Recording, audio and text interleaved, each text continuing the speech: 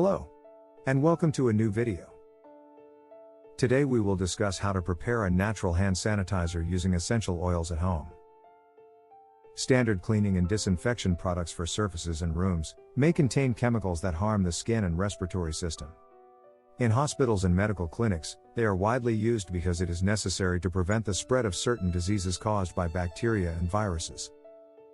But at home, we can opt for an ecological solution, with natural ingredients, in terms of sanitizers. We can protect our children without exposing them to irritating and potentially allergic compounds from conventional cleaning and disinfection products. There are now available organic products brands with natural ingredients on the market, much more friendly to our bodies than the classic ones.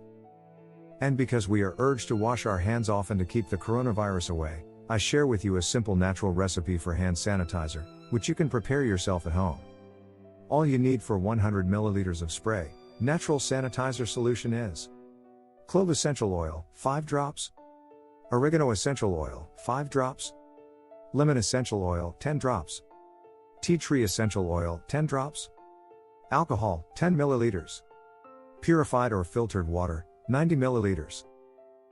The solution is kept in a spray bottle, to be easily applied to the hands whenever needed. Don't forget to shake before use.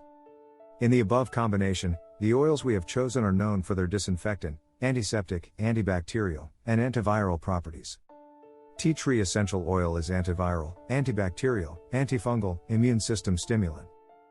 Clove essential oil is antiviral, antimicrobial, antiseptic.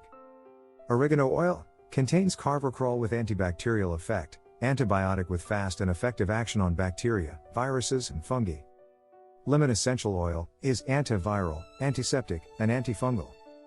Therefore, we can confidently use this natural blend to keep away pathogens during this period. To get more videos like this, hit the like and subscribe button, and leave a comment below to let me know what you'd like to see next.